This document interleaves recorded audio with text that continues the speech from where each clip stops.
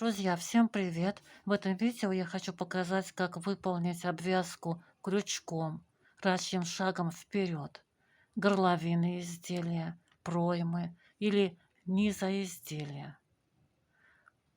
Такой рачий шаг выполняется очень просто, а главное быстро, в отличие от классического рачьего шага. Главное, здесь нужно соблюдать правила: туго не вязать, иначе будет трудно провязывать петли.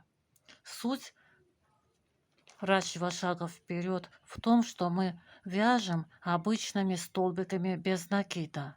Но только перед тем, как провязать столбик без накида, мы должны его перекрутить. При обвязке горловины изделия мы начинаем делать обвязку от левого плеча по кругу, по лицевой стороне изделия. Обвязку проймы мы начинаем делать от бокового шва или от того места при круговом вязании, где должен был быть боковой шов.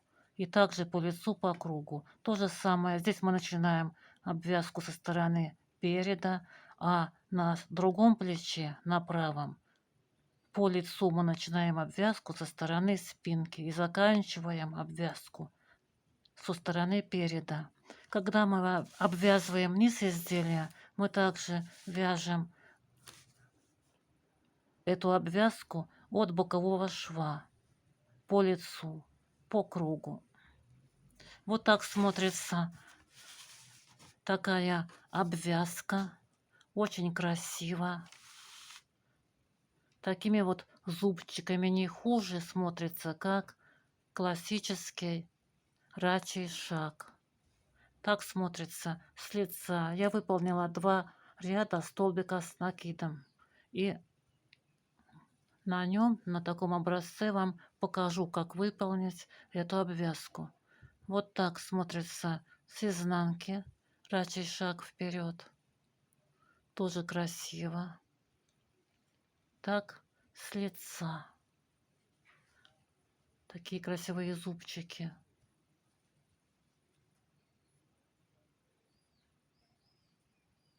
А теперь давайте вместе выполним такую обвязку.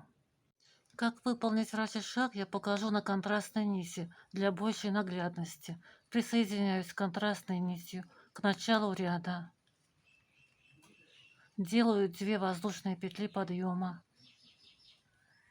Затем крючок ввожу под обе полупетельки кромочной косички. Вытягиваю петлю на крючок подлиннее, чем обычно, для более легкого провязывания петель.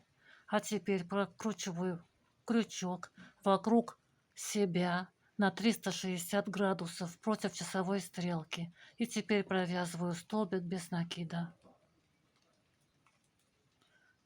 Полученную петлю вытягиваю слегка побольше, чем обычно. Далее ввожу крючок под следующую кромочную косичку. Вот сюда, под обе полупетли ее.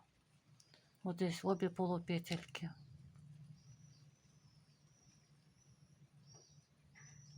Захватываю рабочую нить и вытягиваю на крючок петлю подлиннее, чем обычно, слегка подлиннее. А теперь прокручиваю крючок вокруг своей оси против часовой стрелки на 360 градусов. И теперь провязываю столбик без накида, захватываю рабочую нить и протягиваю через обе петли на крючке.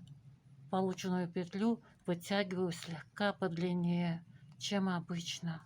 И так далее. Ввожу крючок под обе полупетли следующей кромочной косички. Захватываю рабочую нить, вытягиваю петлю слегка подлиннее, чем обычно. И прокручиваю крючок вокруг себя, прежде чем провязать столбик без накида. И теперь провязываю столбик без накида, захватываю рабочую нить и протягиваю ее через обе петли на крючке. Слегка подлиннее вытягиваю петлю чем обычно, чтобы легко было провязывать прокрученные петли и так далее.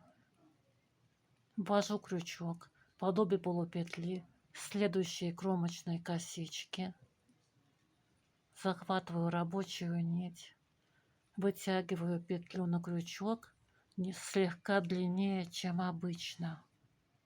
А теперь прокручиваю крючок вокруг себя, полный оборот на 360 градусов против часовой стрелки. Захватываю рабочую нить и провязываю теперь столбик без накида. Петлю слегка подлиннее вытягиваю. И так далее. Ввожу крючок, подобие полупетли, следующие кромочные косички. Петлю вытягиваю подлиннее, прокручиваю вокруг себя крючок, захватываю рабочую нить и провязываю столбик без накида. Петлю вытягиваю слегка подлиннее для более легкого провязывания петель. И так далее. Ввожу крючок, подобие полупетли, следующие кромочные косички, захватываю рабочую нить и слегка подлиннее, чем обычно, вытягиваю петлю, прокручиваю вокруг себя крючок и провязываю теперь столбик без накида. Полученную петлю вытягиваю подлиннее. И продолжаем так до конца ряда. Ввожу крючок, подобие полупетли, следующей кромочной косички, захватываю рабочую нить и прежде чем провязать столбик без накида, прокручиваю крючок вокруг себя. А теперь провязываю столбик без накида. Петлю полученную вытягиваю подлиннее, чем обычно, и так далее. Продолжаю вязать столбиками без накида, прокручивая в начале 2 петельки вокруг себя.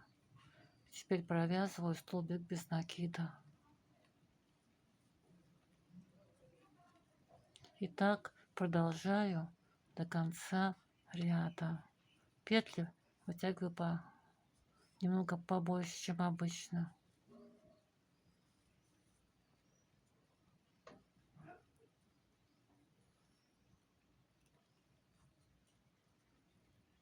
И вот так у нас получается.